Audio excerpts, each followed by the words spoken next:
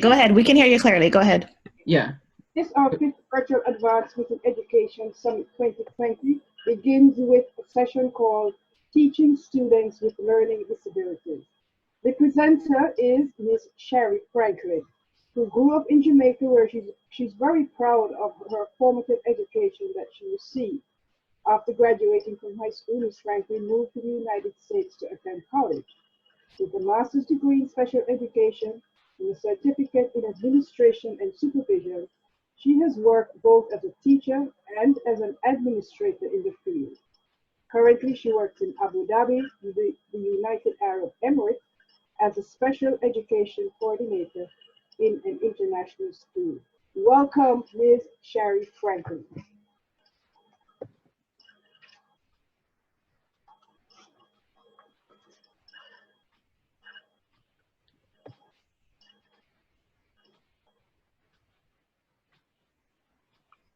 Good afternoon. I was about to say good evening because it's a little bit late here in Abu Dhabi, but good afternoon.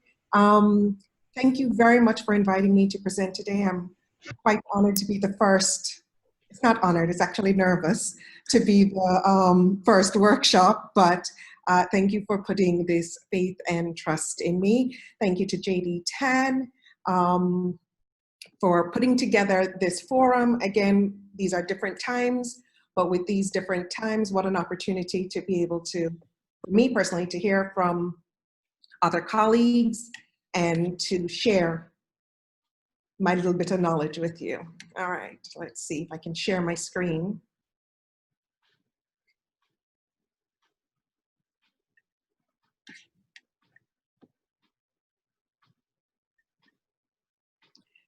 Okay, so today I'm going to talk to you a little bit about teaching students with learning disabilities. You know, I kind of call this the basics of inclusive practices, as that's the direction that we're heading in these days. We should have been there a long time ago, but slowly but surely we're getting there.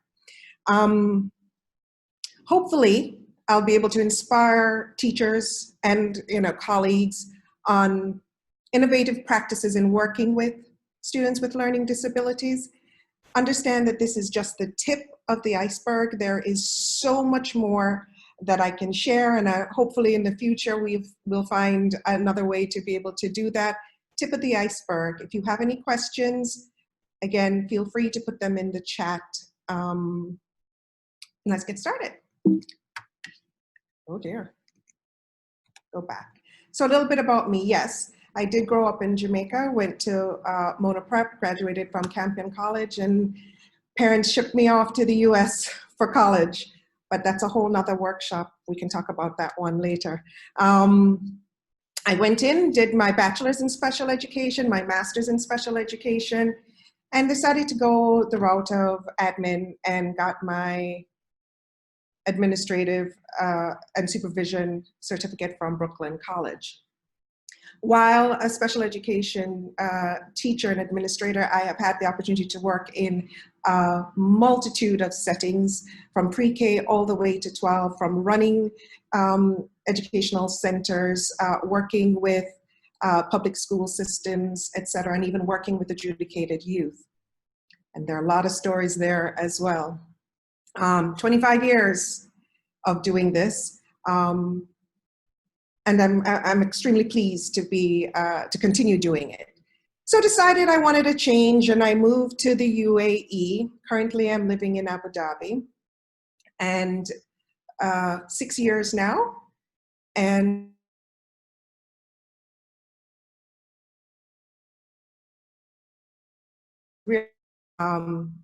that's my career goal.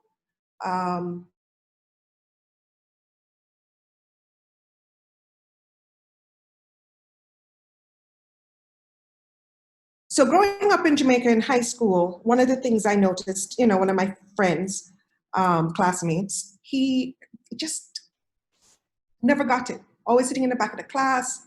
The teachers would kind of put him on the spot, make him feel bad. And I was always curious about it. You know what I mean? Why isn't he getting it? And believe it or not, that is what really fueled my passion. I have to figure out how to get people understanding, people learning, okay? So our workshop expectations. Well, the microphones are already muted. I think the cameras are optional, though I don't mind seeing your face. And if you have any questions or concerns, feel free to use the chat box. It will be monitored, and the moderators will, stop me in the middle if need be. Okay, so what is a learning disability? According to the Learning Disabilities Association of America, learning disabilities are due to genetic, which means pretty much, it could have been passed down, and or neurobiological factors that alter brain functioning in a manner which affects more than one or more cognitive processes related to learning. That's a mouthful. But these processing problems basically are interfering with learning basic skills in reading, writing, and math. They can also interfere with higher level skills such as organization or executive functioning, planning, abstract reasoning, long-term and short-term memory, and attention. I must point out that for today's session, we're really talking about those students, those that have been diagnosed as having a learning disability, which usually means that they have an average IQ. We're not talking about those with cognitive delays or intellectual disabilities. I'm really not today speaking of even those necessarily on the spectrum. But just keep in mind that most students that are learning disabled have the capacity to learn. The task is, how are we going to do this? So what are the types of learning disabilities? Let's give them a name, yeah? We have dyslexia, which is difficulty in reading. They can't identify speech sounds, maybe they don't understand how letters and words relate to each other, and then sounds on top of that. Sometimes with dyslexia, we have the auditory processing issue where we can't figure out which is the initial sound and which is the final sound in words. There is an article that I have in the resources of a lady describing how somebody else told her she was dyslexic because instead of writing tip, she would always write the word pit. She would say tip, but she was writing pit. That is dyslexia. Dysgraphia, difficulty with writing skills, again, due to processing. Unable to think and write concurrently. Poor legibility, that's where, the paper, you can't, chicken scratch on the paper, you cannot figure out what it is that they're writing. And again, the processes in the head, it's just not working, it's not syncing together. So we have to figure out how it is we're going to help these young people. And dyscalculia, which is difficulty in understanding math, understanding relationships with numerals and quantity. So yeah, I know that I have 2 bottles of water on my table, but if I have to assign a numeral to it, I don't get it that the numeral 2 is related to the quantity 2. Things like that. I mean, it's much greater. Simple example. Many students with learning disabilities also have what we call comorbid learning disorders. So these are not learning disabilities, they are disorders, and we're talking about the ADD, Attention Deficit Disorder, or ADHD, Attention Deficit Hyperactive Disorder, excuse me. Again, the executive functioning skills, that's the organizing, that's the planning. And like I said, processing disorders, auditory and language, not necessarily hearing it and being able to put out what it is that they're hearing, or what they're hearing is not what you're seeing on the paper. All right, so I know this is not as interactive as it could be, but let's do a little bit of a mini lesson, a 30-second to 1-minute lesson, okay? So here we go. What I'd like you to do is take 30 seconds, I'll put my timer on, and as participants, I'd like you to read the paragraph on the side there and give a 1 to 2 sentence summary on it. Okay, I'm giving you 30 seconds. Take a look, figure out what it says. Come on, let's go. I think you need to move a little bit faster. Anybody? Any hands raised in the chat, knowing what it says? Come on, ladies and gentlemen, I think we can do this. It's not that difficult. Okay, 30 seconds up. Let's move on. So, what strategies would you have used to help a student complete a task like this? I mean, looking at it for me, it took me a minute. I think I've been in special ed a little bit too long, so I kind of figured out a few words and put it together as to what it could be saying. But this is pretty much what a dyslexic student would probably see, or how they would feel with the teacher pressuring, come on, give me the word, what does it say, etc.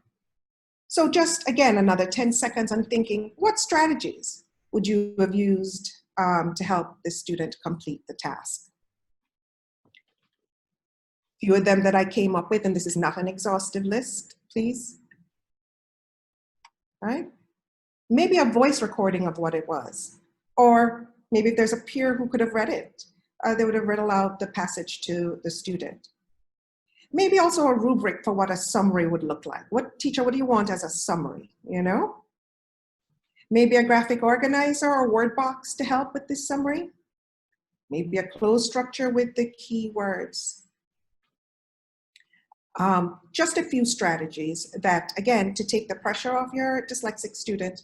They see this thing in writing, they can't figure it out, but at the end, the ultimate goal, the objective, is to be able to write a summary. These are just a few strategies that would help. Anyway, in case you couldn't figure out what was being shared or what the reading passage was, here it is. This typography, this is what was written on that previous page. This typography is not designed to recreate what it would be like to read if you were dyslexic. It is designed to stimulate the feeling of reading with dyslexia. So that is what that child with dyslexia may be feeling, right? This is what they're looking at. So again, we're slowing the time down. I'm giving you 30 seconds to complete this, all right? When a kid with dyslexia may need just a little bit more time. If you give them a little bit more time with those strategies, they probably would have been able to get through the reading passage. Okay? So, I feel like I'm moving faster through this than I should be, but okay. Some disabilities, these disabilities and strategies that we can use in working with students with learning disabilities. And many of these are just general strategies, yeah? Explicit teaching. Whatever it is that we're teaching, if we're teaching them strategies, we have to explicitly teach them. I can't just give a kid a calculator and say, here, use a calculator as an accommodation. We'll get into that shortly. Use this calculator as an accommodation, and I haven't taught the child how to use it. So whatever it is that we're doing for any student, but especially those with disabilities, is explicit teaching. We have to teach them about how they think and how they learn. Those are those metacognitive strategies. Again, like I said, I could speak for hours on this. I just picked out a couple pieces for us to work on today, yeah? Let's teach them how to take notes. Even for myself, as I've moved, and I don't think I have a disability, but even as I've grown as a professional, my note-taking strategies have changed versus when I was in college, right? I have to put my paper in 2 columns and have my questions and action items on one side and notes from whatever it is that I'm reading on another side. And then we also really do have to explicitly teach our students how to be resilient and have some mental control, you know, whether it's when it's frustrating or that ability to take the time needed in order to complete a task. The use of research-based programs, especially in reading. There is one, and I have, again, made mention of it in the resources. There's this one program, Toe by Toe, extremely inexpensive, but it's consistent recognition of letters, sounds, then it moves on to CVC words, and then nonsense words, and then all of a sudden we're at sentences and paragraphs. It's a progression of the skills, 15 minutes per day, 4 to 5 days per week. And I have used it. I thought maybe it wasn't so good initially, but I've used it. Again, these are students that have cognitive capacity. In other words, they have average IQs. They're normal. You know, they call these disabilities the invisible disabilities because you don't really see them. If you look at them, you don't know that they have challenges. But it really works. Any research-based program.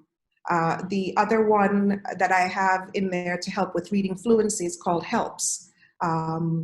Another free program that you can find in schools, and I don't know, Dr. Dice, if you use this in your school, but in Maryland, they used to use DIBBLES, which is another reading program. So I have a story to go there, but I'm going to leave that one perhaps till the end if I can get. You can go to the story. I can go to the story? Mm-hmm. Okay. So, personal story, okay? I'm a teacher. I have 2 children. My first child started reading when he was 3. You know, to pat myself on the back, I'm that mom, you know? And then comes the second child, a big gap in age. And my eldest son was quite disappointed in me because, why is it, Mom, that this one isn't reading? I was reading when I was younger than he was. What is wrong with you? You're a teacher. I said, hey, he's not ready to read. I'm not going to force him. I mean, I'm an educator. I know about developmentally appropriate at what time. So my child went to kindergarten knowing maybe 5 or 6 letters of the alphabet. Quite embarrassing, but in one sense. But on the other hand, we know about developmental disabilities, developmentally appropriate activities for students. So he went to school and I got a call from the teacher, kindergarten teacher, Miss Johnson. Yes, I remember her name. Miss Franklyn, Ethan is having a challenge with da, da, da, da, da, da. I would like to support him by giving him some strategies, etc. I'd like to put him in this program. What is the program? DIBBLES. Now, again, I know all about this stuff. I've been there. I've done it. And I said, sure, go ahead. Again, the teacher identified that there was a problem. I knew it too. She didn't say to me immediately, go on, Miss Shari, get him evaluated. She says, you know what, let's put in some strategies. Let's do a couple of things. Let's use this research-based reading program. And needless to say, end of the story is that Ethan is an avid reader. I mean, he reads, you know, these huge, not Harry Potter, anyway, these huge books now and has a love of reading. I also believe that, again, for him, there was a little bit of a motivation issue because I stopped reading the PlayStation games or whatever games he was, the instructions, I stopped reading it for him. I told him when he learns how to read, he can play it again. So there was some motivation. Again, these are all little strategies that we use. No, Ethan is not learning disabled, but research-based program implemented early enough did allow him to grow in that area. Continuing with strategies, and again, these are some strategies that you use as teachers in general. Scaffolding, chunking of information, breaking it down into smaller bits, giving it to the students in smaller bits and pieces. In special education, I think chunking is akin to what we'd call task analyzing. What skills does the student need in order to be able to accomplish the task? Giving it to them in small bits so they can get it done. The other two.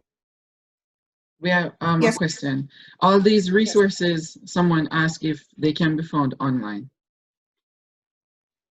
We have many of these resources online, but I've also at the end of the presentation, I do have copies of them in a Google Drive that I've shared. Okay. Differentiating of material. Again, I'm sure many of you have heard this idea of differentiation, where we're differentiating the content, the process, product, and environment. I'll go into that shortly. And using of approved accommodations. Again, I will go into that, but these are, of course, for those students that have been identified as having a learning disability, be it dyslexia, dysgraphia, or dyscalculia. Yeah. Another question, Dr. Wells? Yes, pertaining to dyslexic learning behavior or disability. How frustrating it is when a child is dyslexic and learning another language, say, for example, Spanish, which is different from their mother tongue. Again, it can be frustrating, yes, because, so we're talking about Spanish, which basically has the same letter formats as English, you know. If we were talking about Chinese, perhaps using those different characters, they probably could learn that easier than they would. So it depends on the language, I believe. With Spanish, I do believe it would also be a challenge, but it's the how, okay? It's the process of the learning that we're going to work on in order to get them. What's the reason? What's the objective? Are we wanting them to write Spanish? Are we wanting them to be able to speak Spanish? When we get into all those aspects, we can figure out strategies. But yes, it would be challenging for a child identified as having dyslexia to learn another language as well as trying to learn their first language. Okay. There's another one here. Very good. I have a few. I'm going to highlight them quickly so you can answer. What are the names of the research-based reading programs you mentioned earlier? So there was one, Toe to Toe. It's in the resources section. There's HELPS, H-E-L-P-S. It's also in the resource section. And I mentioned Dibbles. I gave you the two free ones in the resource. Dibbles is usually the community, the state or the school community would, what is it called? The public school system, the school system would usually purchase a program like that for students. So we'll get to, you'll see the free resources at the end. There's another one that pertaining to parents, and it says, how can we, I'm thinking teachers, how can we as teachers assist parents who is in denial, quote unquote, that that their children or child is having learning disabilities? So I touch on that a little bit later, but I don't mind answering that question now. The truth is, I'll tell you how I deal with it, and I find that this works. When you put a name to an issue or concern, there's almost a little bit more validity. When we're talking about dyscalculia, dysgraphia, dyslexia, the first thing that comes to our minds or to a parent's mind, to my big son's mind, is what is wrong with you? Why is he stupid? Yeah? So that is usually the feeling, my child stupid and can't read, when that's not really the issue. The issue is he can read, he just needs different ways to learn how to read. So in dealing with parents, basically I say, hey, he just needs a little bit more time. He needs to use these different strategies. We need to get a little bit more organized. And I always compare it to other disabilities, such as a medical disability. If you're hypertensive, what do you have to do to make sure that you're living as close to a normal life as possible? You're going to take your medication, you're going to change your eating habits, you're going to take the medication prescribed for you. And that's how I compare it with parents. I'll tell you that over here, special education was not a thing when I first started. It is actually very hidden, very closed, especially these invisible disabilities, the ones that you can't see by looking at someone.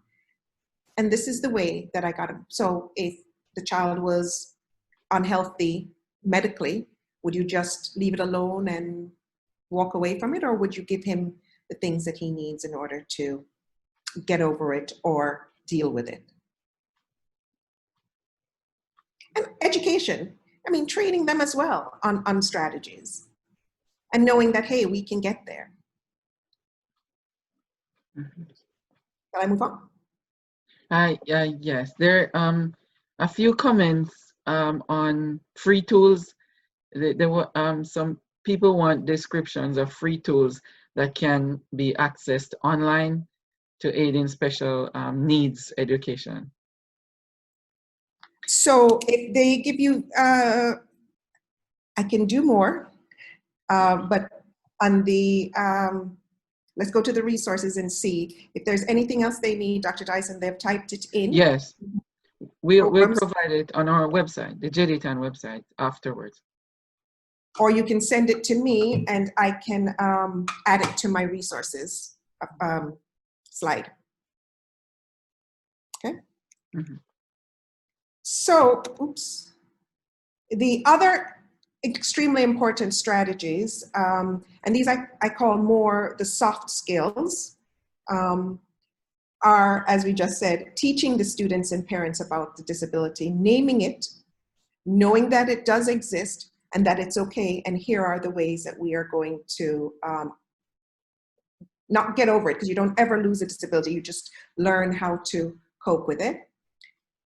We need to do a lot of supporting and praising our students, and not just the good job, that's nice, I like that, but the effort-based and the outcome-based. Good job, Shari, you completed 10 out of 12 problems, you know, more than last week, well done.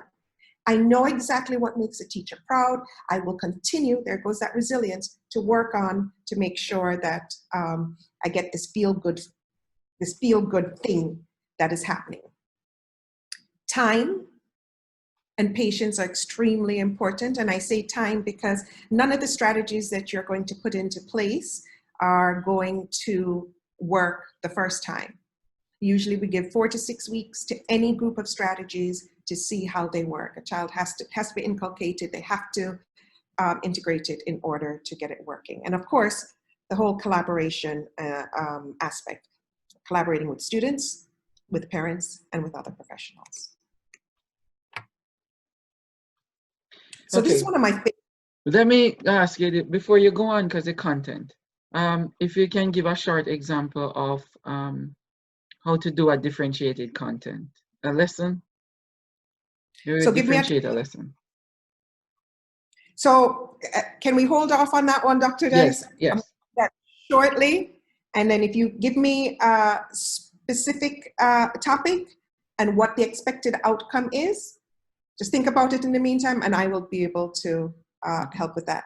By the way, I just want you to know that is what I am much better at, solving the problem, coming up with the activities, more so than doing presentations. Alrighty, so this is one of my favorite graphics in terms of working with students with disabilities and all types of disabilities. We're not talking about equality. Not everybody in the same class needs to use a calculator to work. Not all students need a word bank in order to be able to complete the fill in the blank passages. Some of them can do it from memory.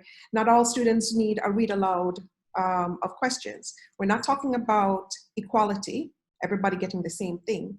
What we're talking about in special education is equity, getting exactly what it is that you need in order to be successful, to see the finish line.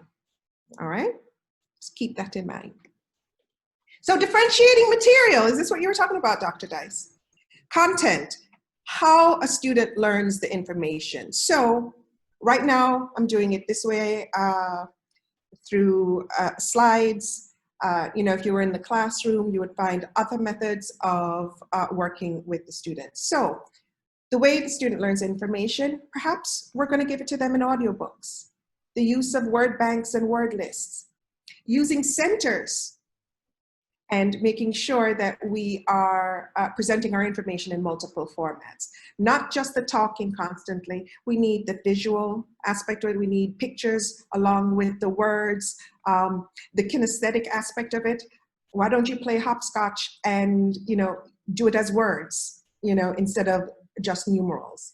And when we think of the multiple formats, I want you to think of Gardner's multiple intelligences, that, you know, there are areas that we're stronger in than others. When I am sitting in a meeting, if you look at my paper, sometimes it's full of doodling. I have to constantly, that's what I'm engaging my brain. I'm not gone, but I have to constantly be engaged in order to pay attention. You know, that's okay for students. I'm more of visual. I can draw and write what I'm hearing. I can do my arrows, etc. That's how I learn. So somebody will explain something to me auditory, and I'm like, show me, just show me. Show me how to do it. My way. Process, how they learn the information, right? Again, it's a little bit similar to the content. We're using manipulatives, we're using centers, we're using tiered activities according to their level. Maybe we were talking about science, and it's an 8th grade science class. Perhaps we can get that, all the words, all the text written on a 3rd, 4th, 5th grade reading level based on where the student is functioning. That's one way. Or, again, putting it on tape or recording or whatever the case may be. Again, learning the information, varying the length of time it takes for a student to complete work. The product is the, how they're demonstrating it. Yes, I know in the end we have to do our exams. We have to, what is the one that CSEC do all our testing, but we're working on strategies to get our students to this independent level.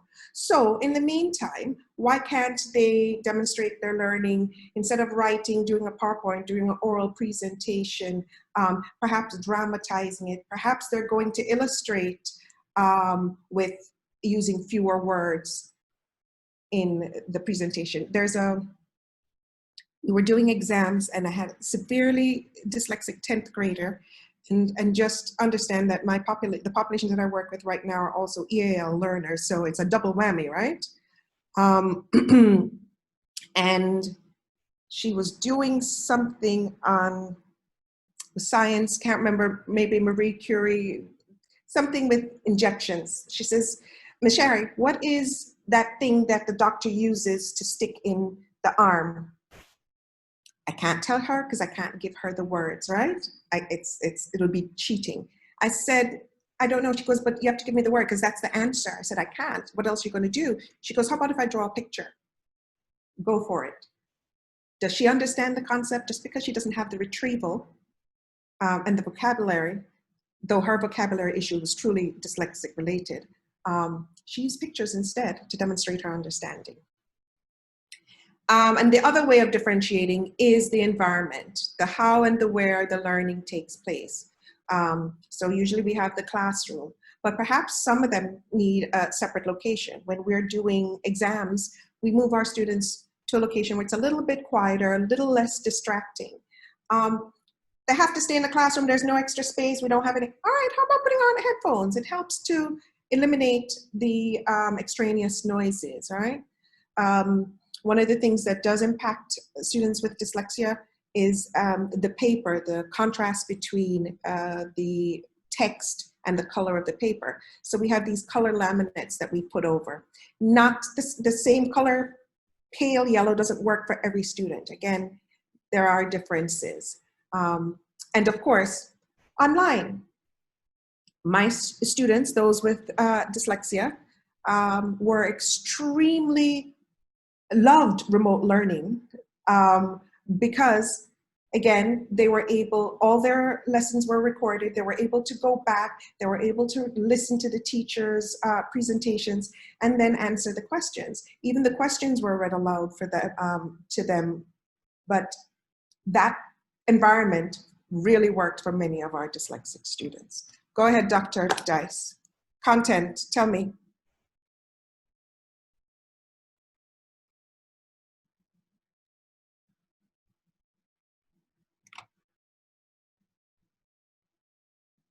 Can't hear you.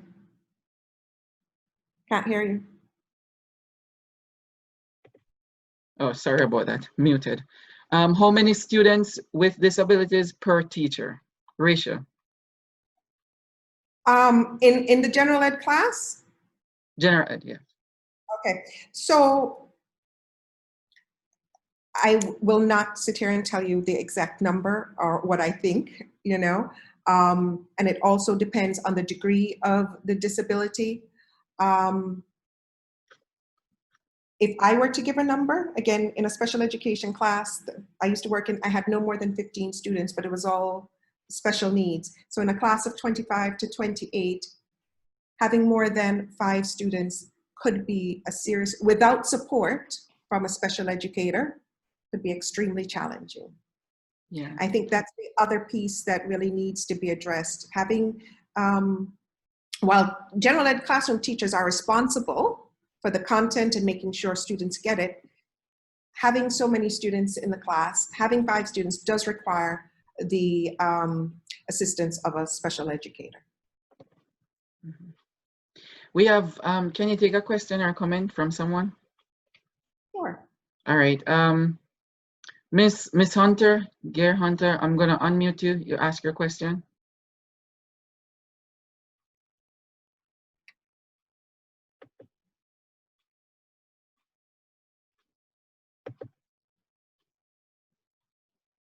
It's taking a while. Okay, it's taking a while. So put a question in the chat. Let me see if we can get back to it. All right, you can continue, Miss Franklin. All right.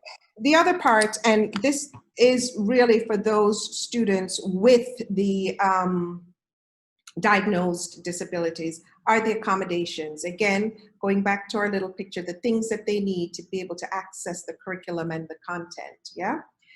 This one is a middle to high school sample. So we're talking about here, instructional strategies, pairing auditory with visuals, modifying the assignments. When we talk about modifying the assignments, it's the same content. We're not changing content, but again, instead of doing 20 of the same questions, how about doing 10? Instead of,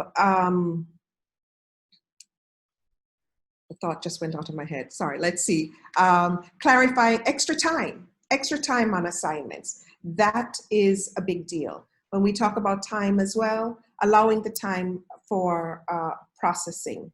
I do have another checklist that I put in the resources. And this gives a longer, more detailed list. And usually what happens is that the special ed teacher would go and say, hey, these are the things that would work, and would work with the general ed teacher in figuring out how to get this done in the classroom. Again, visual aids is a big deal. Using peers, classmates to help is a big deal. Allow students to record and tape sessions, or you do it, you know. Using computer-assisted instruction. And their number, again, it's the lesson presentation, the assignments, a number of things you can go through here. Again, this is in the resources, so it just gives ideas on how to give those accommodations, or the types of accommodations. Yes. So we have 9 minutes. 9 minutes? Yes. How y'all take up all my time in the beginning and tell me, okay, let's see if I can get through. Yeah. So we've mentioned just about all of these already. But the collaboration with students, it's really important. Again, general ed teachers have come to me and have said, Shari, this girl, I don't know why she hasn't. And the question I have asked is, did you ask her? Ask the students, what works? What doesn't work? You know, tell me more, and then we'll figure out where their need is. Using the learning styles inventories, again, tells you the best way a student learns. I did put a link to that as well. With other professionals, always consult with your special education teacher. And one of the things that works really well is co-teaching. You might say, well, we don't have co-teaching in our school, but I'm sure you have a specialist in some area, a special education teacher. Decide to do it. Be a pioneer, you know, reimagine yourself, as Dr. Speed said. Get it done. It doesn't have to be for every single lesson, yeah? But maybe for a good math lesson or a good English lesson, etc. I want to move through 9 minutes, geez on peas. This is just a summary, basically, of what we were talking about. I wanted to show you one thing. So we're talking about, again, some more strategies, things that you can use, graphic organizers. We did this hamburger writing one to write a paragraph, and It was very silly, but it works well for students. The one piece I want to show you is this use of accessibility features on tablets and laptops. For those who have it, it is a great tool. If you do not have the technology yet, again, be that pioneer and let's figure out how we can get these tools into our schools. But let me just show you one quick thing, if you would allow me, in the next 3 minutes. So here's a website, and I've also shared this website with you. It's Successful Strategies for Teaching Students with Learning Disabilities. You give a kid a website, you say, go to this, find the information, blah, blah, blah, blah, blah. Looking at this, however, it is so distracting. You have all these ads and whatever on the side. Quick and easy, down and dirty, go to your URL. You have this icon here, click on it, and all of a sudden, all the distractions are gone. It is clearer for the student to be able to read, especially those that have issues with distractibility, high distractibility. Then, on your laptops or iPads, being able to add the accessibility component, which is on there, okay? So for me, I have put in my accessibility features, and then, you know what, I can't read this by myself, so let me just use my escape and option button. Oh, wrong escape button, see? Technology, hold on, real quick. Let me just do one word, option escape. Comma direct instruction. I have the computer reading it to me, right? These are simple accessibility features that are on laptops and iPads that you can use. I was going to go through all of these, but I think you guys can get the picture. And again, they will have access to the PowerPoint. Yes, Dr. Dice, after? Yes. Yeah. We have resources we'll put together to go on the website. Okay.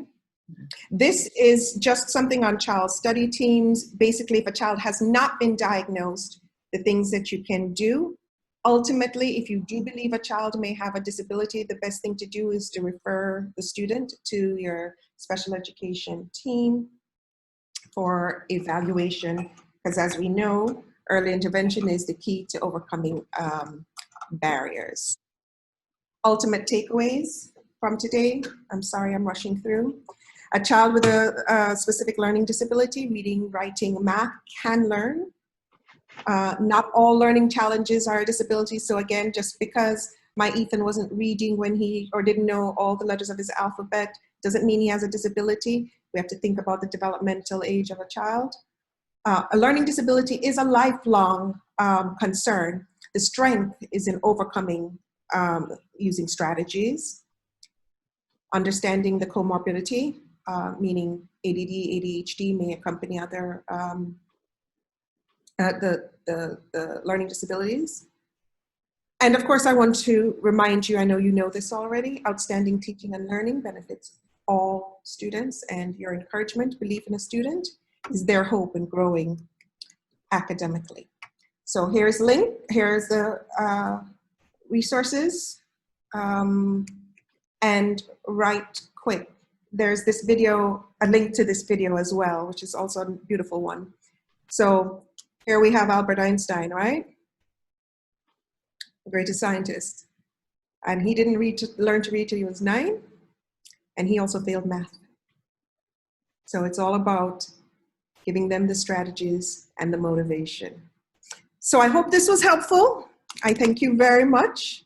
And if there are any questions. So yeah, we thank you so much, Ms. Franklin. Thank you so much for your time. We want you guys, we spare a few minutes here to ask a few questions if you have any questions. Apart from what we have addressed, you will get some resource. So there are many comments in the chat about access to the PowerPoint or additional resource. You will get the resource. For the resource page on the screen, you could take a picture of it with your phone if you're not on there now on Zoom. But apart from that, you will get the resource, the direct link to our website, JDTAN.org, for the resource when they become available after this professional development session. Okay. All right. So we have a few hands raised. We have about 3 minutes or so, so we're going to try to unmute. Let's start off with Miss Small. Miss Sandy Small. Trying to. Good, Yeah. Mm-hmm. good afternoon. Hello, Ms. Small. Yes, while the presentation was going on, a parent called me. She has a child who is actually going through the very thing we are discussing. This is the third school she is calling to ask about if that's a good school to send her child. What kind of a school do we send them to if we want to take them out of the general large classrooms? You know what? Where are you located? St. Catherine, Spanish Town region. I will work on that and I will work on that. I mean, I'm not on the ground in Jamaica to figure out where to send them to, but I do believe that the ministry has places where students can go to for one evaluation. Has a child been evaluated? She has been, but the parent is still not comfortable with the school that she's being placed at. I don't know if anybody know about Providence in Spanish Town. Or So I can mentioned. look at shortly is just finding out the best places for, because the thing is, if she has a disability and it's not severe enough that she needs a separate location, most places are not, or the rule of thumb is that she needs to be educated in the general ed setting. The quality of the schools, that's something out of my hands. You guys, as a resource, as a network, need to work on that. So if anyone can help Ms. Small on that. We just respond to the invitation you got to come on, respond to that email, and we'll reach out to the relevant people. Thank you very much. Okay, yes, we'll get some answers coming. All right, the other person, we have like less than 1 minute now. One other person here, Dr. Nelson, I'm gonna unmute you. State your question as quickly as possible. Can you unmute?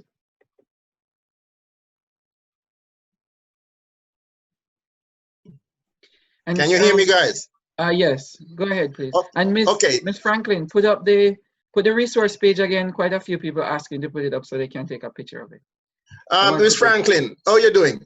I'm well, sir. Thank you. I love your presentation, and I just wanted to ask from earlier, regarding the discussion on dyslexic children especially. Isn't it a fair thing to say that, in addition to the skills that the child might need, okay, might not just be the only answer for this particular situation going forward or scenario, because everybody seems to have this find the answer, kind of a thing. More so from my perspective, more so from looking at the answer coming through a changing, a methodological adjustment of how we go about, dispensing information. And you touch a little bit on that, but I just wanted more clarity, in this direction. A methodological / design alteration in a situation where a teacher on the ground might have to work as what I call the general practitioner. I heard one person calling about a parent who need a child for a special school. And this is where some of my interest lies. When are we going to get to this point where, yes, we might need special school for some, but for the majority, we can, work within the same frame of the classroom in a broader concept based on methodological and educational lesson plan structure, visual aids, and all of these things going along. Because, the arts in education is where I'm strong. That's my research area. And I heard you touch on Gardner's work. I have been doing a lot of work with Mr. Gardner, a man I met personally and chat with. And we are looking at not just multiple intelligence, but also emotional intelligence for teachers in the training frame, as well as, for students alike. So that general practitioner of a teacher is something that I am pushing very much so. Mr. Nelson, Dr. Nelson, I think there was no question there. You've made a strong statement. I totally agree with what you're saying. And you're right. It's coming down to really good teaching practice, benefiting all students. So if it means I have to take a little time out, if it means I have to praise a little bit more, if it means, you know, using more of what works for this child, which is different from what works from this is what I have to do because my job is to educate. You see, I'm using visual arts, if I may add this, to teach mathematics. Perfect. And that's one of my latest piece of writing. And this is what I'm talking about. Because a lot of these kids who are diagnosed, quote unquote, as HDAD or dyslexic are not necessarily, nothing is really wrong with them per se, but just that they cannot fit in the one size fit all concept that they are being forced to exist with. I concur. Thank you. Yeah. Welcome. All right. Dr. Nelson, stay on because your session is coming right after the minutes. Okay. All right. So stay on. So we want to thank Ms. Franklin. Thank you so much. And we're going to follow up with all the comments in the chat. We will follow up with those as well as additional information. And we do have professional development sessions, which is ongoing throughout the year. We'll, if you want to sign up on our website, you can sign up for everybody this is, so you can become a part of those sessions. Thank you so much again, Ms. Franklin.